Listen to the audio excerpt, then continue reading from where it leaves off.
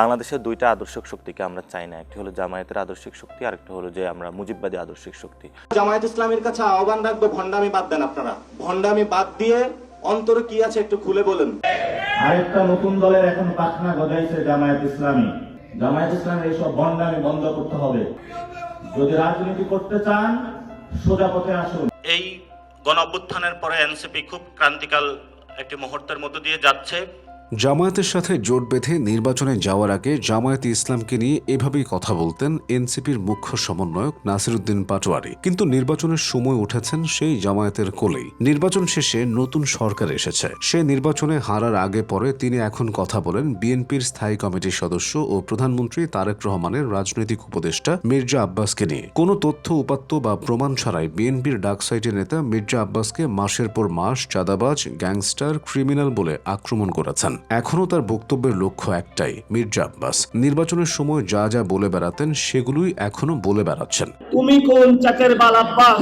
এভাবে কথা বলে বলে আর নানা কাণ্ড ঘটিয়ে তিনি নিয়মিত আলোচনার কেন্দ্রে থাকেন। ভোটের আগে অনেকে বলেছিলেন আব্বাসের সঙ্গে পাত্তা পাবেন না পাটোয়ারি, কিন্তু ভোটের ফল হলো অভাবনীয়। মির্জা আব্বাস পান ৫৯,৩৬৬ ভোট, নাসিরউদ্দিন পাটোয়ারির সংগ্রহ ৫৪,১২৭ ভোট, জয়ের ব্যবধান মাত্র ৫,২৩৯ ভোট। ২৪-এর গণঅভ্যুত্থানের পর উত্থান হওয়া পাটোয়ারিকে নিয়ে ভাবা হতো নতুন বাংলাদেশের বুদ্ধিবৃত্তিক নেতৃত্বে যারা থাকবেন তাদের একজন হবেন তিনি। তবে তার গত ১.৫ বছরের বক্তব্য ও আচরণে উচ্চ বুদ্ধিমত্তার প্রমাণ পাওয়া কঠিন, বরং এক এক সময় এক এক ধরনের বক্তব্য রেখে চলেছেন তিনি। প্রতিদিন এ ধরনের তীর্যক বক্তব্য দিয়ে পাটোয়ারি তার রাজনৈতিক ভবিষ্যৎ নষ্ট করছেন বলে মনে করেন অনেকে।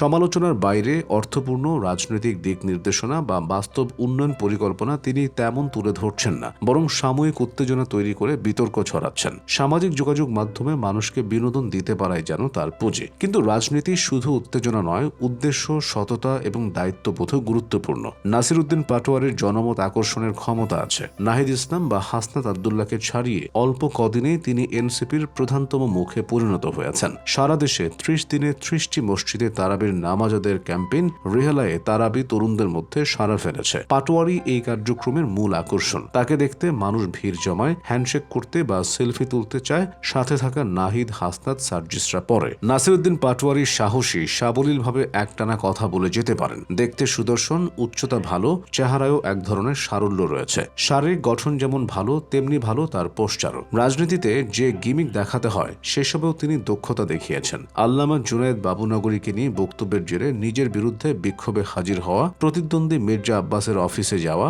জামায়াতে ইসলামীর ইফতার মাহফিলে বিভিন্ন রাজনৈতিক দলের শীর্ষ নেতাদের সঙ্গে খুনসুটি, নানা সময়ে জনতার সাথে আলাপচারিতায় স্বভাবসুলভ রসিকতা, সব মিলিয়ে চমৎকার এক জাতীয় রাজনীতিবিদ হওয়ার যাবতীয় রসদই রয়েছে তার মধ্যে। কিন্তু কেবল কথায় হিরোগিরি করে রাজনীতিতে টেকা মুশকিল। রাজনীতিকদের আসল মুন্সিয়ানা হলো দেশ ও জনতাকে দিক নির্দেশনা দেওয়া, ভীষণ দেখানো। সেজন্য কথায় ধার থাকতে হয় সারবত্তা, আর থাকতে হয় ধারাবাহিকতা। বর্ষার আকাশের মতো ক্ষণে ক্ষণে বক্তব্য পাল্টালে সেটি রাজনীতিকের দুর্বলতা। এতে বোঝা যায় তার আসলে নিজস্ব কোনো অবস্থান নেই চিন্তার গভীরতা। গত ১.৫ বছরে পাটোয়ারির বক্তব্যগুলো এক করলে সুনির্দিষ্ট কোনো রাজনৈতিক অবস্থান বা দর্শনের খোঁজ যতটা না পাওয়া যায়, তার চেয়ে বেশি দেখা যায় ব্যক্তিগত আক্রমণাত্মকমূলক বক্তব্য আর একঘেয়ে সুর। লক্ষ্য করা যায় সুনির্দিষ্ট তথ্যের অভাব। অথচ রাজনীতিতে দীর্ঘমেয়াদে বিশ্বাসযোগ্যতা ও ধারাবাহিকতাই সবচেয়ে জরুরি। যদি বিতর্কের বাইরে বাস্তব উন্নয়ন ও জনকল্যাণে মনোনিবেশ করা হয়, পাটোয়ারির রাজনৈতিক প্রভাব হতে পারে প্রচণ্ড শক্তিশালী। পাটোয়ারির জন্ম ১৯৯৫ সালের ১ নভেম্বর চাঁদপুরের শাহরাস্তি উপজেলার উল্লাসর গ্রামে। দারুন নাজাত সিদ্দিকে কামিল মাদ্রাসা থেকে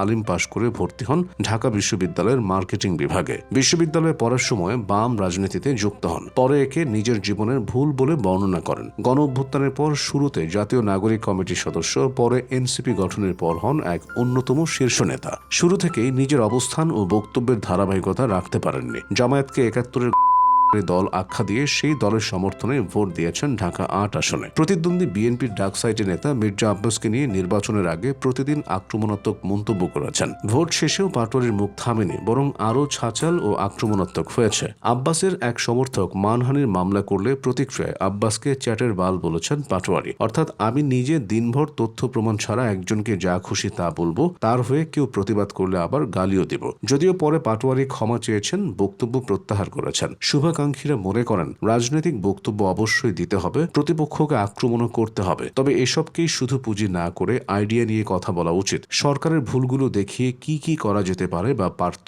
এসব নিয়ে আলোকপাত করতে হবে বক্তব্যে।